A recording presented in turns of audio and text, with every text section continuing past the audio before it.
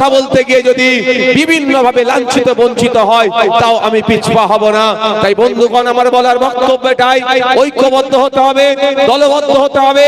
আনিসকে যারা খুন করেছে, আনিস খুনের বিচার চাইতে হবে। সাথে সাথে আমাদেরকে শপথ নিতে হবে, প্রতিজ্ঞাবদ্ধ হতে হবে। আনিস যে কাজের কাজটা করে এগিয়ে যেত, আনিস যে কাজের করতে মানুষকে উৎসাহিত করত, সে কাজ আমাদেরকে করতে হবে। আনিস প্রত্যেকটা অন্যায়ের বিরুদ্ধে কথা বলতো, অনাচারের বিরুদ্ধে কথা বলতো। কখনো আলিয়া বিশ্ববিদ্যালয়ে যে মানে বিশৃঙ্খলা হয়ে চলছে তার বিরুদ্ধে কথা বলেছে। ইসিকাকে যারা খুন করে ধর্ষণ করলো তাদের সর্বোচ্চ শাস্তির জন্য রাস্তায় নেমেছে। আনিস সিএস সময় যেভাবে সংখ্যালঘু মুসলমানদেরকে আতঙ্কিত করা হচ্ছে, যেভাবে সংখ্যালঘু মুসলমানদেরকে দেশ থেকে নাকি তাড়িয়ে দেবে বলে ভয় দেখানো হয়েছিল, সেই সময়ও কিন্তু আনিস এনআরসি সিএস সময় রাস্তায় দাঁড়িয়ে রাস্তায় থেকে সংখ্যালঘু মানুষদের পাশে অভয় বার্তা দিয়েছিল, বর্ষার বার্তা দিয়েছিল। সেই আনিসকে আজকে সরকার খুন করলো। তাই আমাদের যতদিন না পর্যন্ত আমরা বিচার পাচ্ছি, এই লড়াই আমাদেরকে চালিয়ে যেতে হবে। বন্ধুগণ, আজকে আমরা জানি ক্লাস 4 এর বাচ্চা তামান্না, আপনাদের মনে আছে তো নাকি নদিয়া জেলার ওই বাচ্চাটির কথা? অপরাধটা কি ছিল? কিছুই অপরাধ নয়, ওর পরিবার বিরোধী দল করে, এতটুকু অপরাধ। এটা কি কোনো অপরাধ? আমি তো অপরাধটাও বলছি, এটা কি কোনো অপরাধ হতে পারে? ভারতবর্ষে নির্বাচন কমিশন এই ভোটিং সিস্টেমটা দেখে। তাদের ওয়েবসাইটে গেলে আপনি দেখতে পাবেন 2200 থেকে 2500 রেজিস্টার্ড পলিটিক্যাল পার্টি আছে। কত? 2200 থেকে 2500 রেজিস্টার্ড পলিটিক্যাল পার্টি আছে, যারা বিভিন্ন রাজ্যে বিভিন্ন এলাকায় তারা কন্টেস্ট করে। তাহলে এটা অন্যায় কিছু নয়। আপনার যাকে ইচ্ছা ভালো লেগেছে আপনি ভোট দেবেন, যাকে ইচ্ছা ভালো লেগেছে তার ঝান্ডা বইবেন, যাকে ইচ্ছা ভালো লেগেছেন তার গুণগান গাইবেন। কিন্তু আমি সেখানে সংখ্যাগরিষ্ঠ হওয়ার জন্য আপনার পরিবারের মেয়েটিকে বোম মেরে দেবো, এটা সুস্থ সমাজের পরিচয় হতে পারে? এখনো যারা খুন করলো অনেককে গ্রেফতার করেনি, তার পরিবারের অভিযোগ প্রশাসনও তার সাথে ঠিকঠাক আচরণ করছে না। যারা খুনি তারা বুক ফুলিয়ে ঘুরে বেড়াচ্ছে।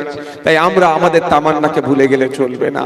তামান্না একা নয়, ওই একটা তামান্না দিয়ে আপনারা ভাবতে পারেন যে একটা মেয়েকে খুন করেছে তার জন্য এত প্রোগ্রাম করা কেন? ওই রোগ যদি আপনার আমার এলাকার মধ্যে পৌঁছে যায়, আপনার আমার বাড়ির ছোট্ট ছোট্ট তামান্নার গুলো কিন্তু আগামী দিনে ক্ষতিগ্রস্ত হতে পারে। তাই একটা তামান্নাকে ওরা খুন করেছে, ওখানে স্টপ করতে হবে। ওই নোংরামি অন্যায় আর করতে দেওয়া যাবে না, আওয়াজ তুলতে হবে।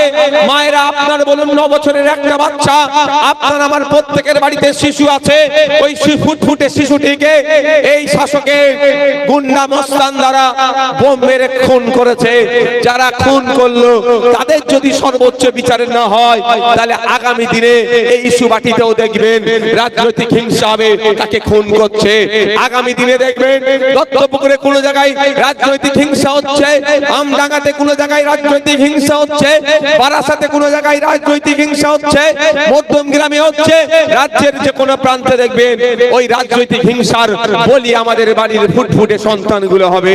তাই আমরা যদি তামান্নার খুনিদেরকে সর্বোচ্চ শাস্তির ব্যবস্থা করতে পারি, আমরা যদি আওয়াজ তুলি, সরকার নড়ে চড়ে বসবে, তাহলে সরকার ওদের শাস্তির ব্যবস্থা করবে। যদি দৃষ্টান্ত সরকার তৈরি করে, তাহলে আগামী দিন দেখবেন এই মারামারি হানাহানি আর হবে না। তাই সরকার কি করবে আমি বলতে পারবো না, কারণ সরকারই চাইছে আপনারা গুন্ডা হন, আপনারা মস্তান হন, আপনারা খুনি হন, আপনাদের মাথায় সমাজ বিরোধী লিখে রাখুক, এটা সরকার সুকৌশলে চাইছে। তাই এটাকে পরিবর্তন করার দায়িত্ব আমাদেরকে নিতে হবে, নাগরিকদেরকে নিতে হবে, মায়েদেরকে নিতে হবে, বাপেদেরকে নিতে হবে। প্রত্যেকের বাড়িতে শিশু আছে, সেই শিশুদের মুখের দিকে তাকিয়ে তামান্নার পরিবার যাতে বিচার পায়, তার জন্য আপনাকে আমাকে সোচ্চার হতে হবে।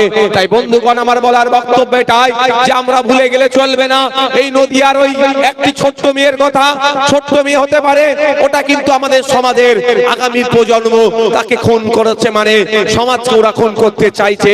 এই খুনিদেরকে সর্বোচ্চ শাস্তি যাতে পায়, তার জন্য আমাদের এই লড়াই লড়াই সংগ্রাম, মিটিং মিছিল, তার স্মরণে রক্তদান শিবির করে সরকার বাহাদুরকে বার্তা দেওয়া দরকার যে তোমার লোকেরা যে খুন করেছে ওদেরকে যদি শাস্তির ব্যবস্থা না করতে পারো, আগামী দিনে এই সিস্টেমটা কি আমরা পরিবর্তন করে দেবো, এই সরকারটা কি আমরা চেঞ্জ করে দেবো।